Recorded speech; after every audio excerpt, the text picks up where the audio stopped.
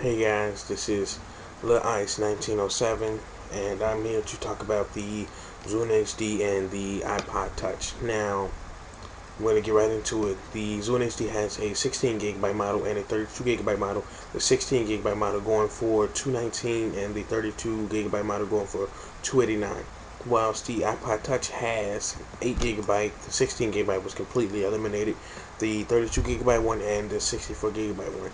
The 8 GB is $199. The 32 is $299, and the 64 is $399.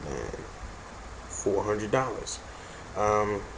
So those are the prices. Now the ZuneHD is cheaper by about $10. But we are in a recession, so go ZuneHD. Points for that, Microsoft. The colors with Zune, you can get it in platinum, black, red, green, blue, plus the Zune originals, which is just badass. I'll show you a couple of pictures of that if I can. The iPod Touch, you get the black and silver combination, so you don't have any choice in the matter. The weight, the ZuneHD is 2.6 ounces, whilst the iPod Touch is 4 ounces. So the ZuneHD is definitely lighter, which makes it more portable and pocket friendly. The audio battery life for the ZuneHD is 33 hours, whilst the iPod Touch is 30 hours. That's an estimate, but I mean, that's pretty spot on.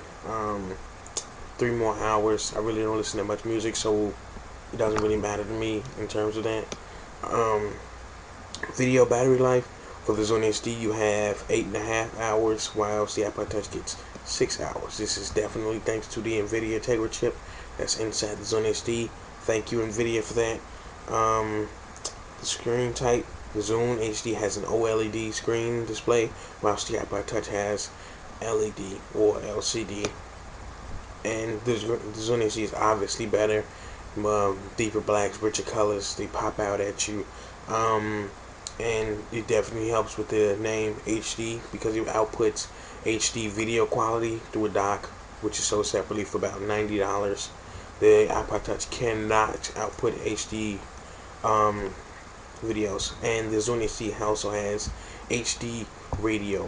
So if you go to one channel, there may be a sub channel that plays hard rock all day, whilst the other channel plays soft rock. The iPod Touch does not have a radio tuner. I'm pretty sure there's an app for that, but we'll get to that.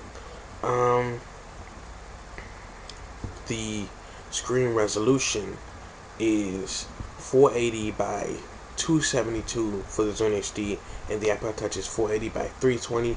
So the iPod Touch definitely has better screen resolution, but when you're watching videos, then you get the little black bars on the screen, so it's not really full screen, so it's not taking advantage of all that. So the ZuneHD definitely wins in that.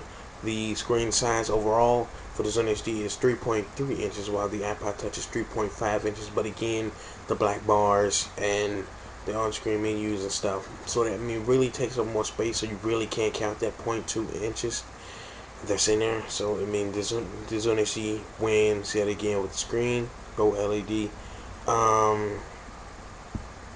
The ZuneHD just got its web browser for the first time. The iPod Touch has had it for 2 years, so I mean, of course, it's going to be better in terms of page rendering and load times. But what I'm sure with a few firmware updates, ZuneHD can get to that status of fast web browsing, where it really becomes a serious factor in the player. Apps. This ZuneHD has about, I want to say 12 apps in the marketplace total, whilst iPod obviously has an extravaganza of apps, just 75,000, I do believe is the estimate for that. But some of them are pointless, so we're going to take away about 15,000 apps that are pointless, that don't do anything at all for you.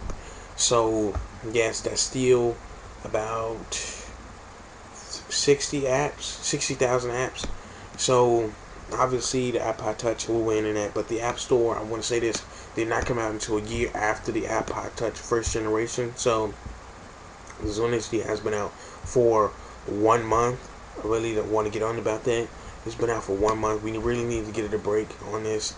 You can't really compare them in terms of applications, but in terms of media playback the ZuneHD definitely wins. Well, it's the iPod Touch. If you really want a portable computer instead of getting a laptop, pocket friendly, that'll do a lot of stuff, iPod Touch wins that.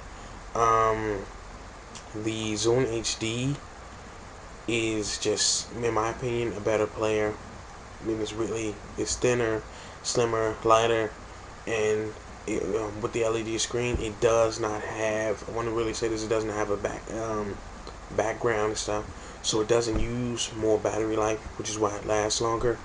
So yeah, I really want to say, give the ZuneHD a break. It's only been out for a month now, and I'm sure that Microsoft is working on it, stepping it up, especially with the NVIDIA Tegra chip. We will see 3D games. Obviously, I do believe Forza Motorsport was announced, and we have Twitter and Facebook apps coming soon. So I mean, there's good news to come. So give it a break until about the holiday season. I mean, that's when I think Microsoft will really pick it up and start churning out apps and games. Also, one last thing, we do have a third party, well, not, I mean, you can say third party app developers kit. We have XNA Game Studios for all of you game designers and app designers out there. Get on that for us. We do have that, so we can step it up with the apps. I'm sure there are a couple of them on YouTube you can look up. But yeah, right now the iPod Touch is just, it can do more things than the ZuneHD, but really it's only been a month. Let's give him more time, and I'm sure that it can become a serious competitor, and maybe even, I won't say dethrone or kill the iPod, but I will say that if it comes to, you're in Best Buy, GameStop, and you're looking to buy some kind of portable media player, it'll be on your mind. So thank you, comment, and rate. Thank you for your time.